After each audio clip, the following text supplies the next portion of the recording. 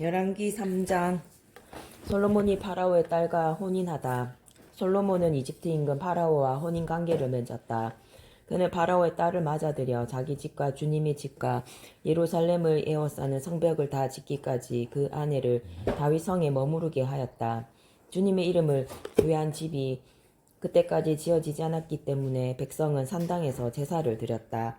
솔로몬은 주님을 사랑하여 자기 아버지 다윗의 규정을 따라 살았다. 그러나 그도 여러 산당에서 제사를 드리고 향을 피웠다. 솔로몬이 기브온에서 꿈을 꾸다. 임금은 제사를 드리러 기브온에 갔다. 그곳이 큰 산당이었기 때문이다. 솔로몬은 그 제단 위에서 번제물을 1000마리씩 바치곤 하였다. 이 기브온에서 주님께서는 한밤중 꿈에 솔로몬에게 나타나셨다. 하느님께서 내가 너에게 무엇을 해 주기를 바라느냐 하고 물으셨다. 솔로몬이 대답하였다. 주님께서는 당신 종인 제 아버지 다윗에게 큰 자애를 베푸셨습니다. 그것은 그가 당신 앞에서 진실하고 의롭고 올곧은 마음으로 걸었기 때문입니다. 당신께서는 그에게 그토록 큰 자애를 내리시어 오늘 이렇게 그의 왕자에 앉을 아들까지 주셨습니다. 그런데 주 저희 하느님, 당신께서는 당신 종을 제 아버지 다윗을 이어 임금으로 세우셨습니다만 저는 어린아이에 지나지 않아서 백성을 이끄는 법을 알지 못합니다. 당신 종은 당신께서 뽑으신 백성, 그 수가 너무 많아 셀 수도 헤아릴 수도 없는 당신 백성 가운데 있습니다. 그러니 당신 종에게 듣는 마음을 주시어 당신 백성을 통치하고 선과 악을 분별할 수 있게 해 주십시오. 어느 누가 이렇게 큰 당신 백성을 통치할 수 있겠습니까? 솔로몬이 이렇게 청한 것이 주님 보시기에 좋았다. 그래서 하느님께서는 그에게 이렇게 말씀하셨다. 내가 그것을 청하였으니 곧 자신을 위해 장수를 청하지도 않고 자신을 위해 부를 청하지도 않고 내 원수들의 목숨을 청하지도 않고 그 대신 이처럼 옳은 것을 가려내는 분별력을 청하였으니 자 내가 내 말대로 해주겠다. 이제 너에게 지혜롭고 분별하는 마음을 준다. 너 같은 사람은 내 앞에도 없었고 너 같은 사람은 내 뒤에도 다시 나오지 않을 것이다. 또한 나는 내가 청하지 않은 것, 곧 부와 명예도 너에게 준다. 내 일세 동안 임금들 가운데 너 같은 사람이 없을 것이다. 내가 만일 내 아버지 다윗이 걸었듯이 내 길을 걸으며 내 규정과 내 계명을 지키면 내 수명도 늘려주겠다. 솔로몬이 깨어보니 꿈이었다.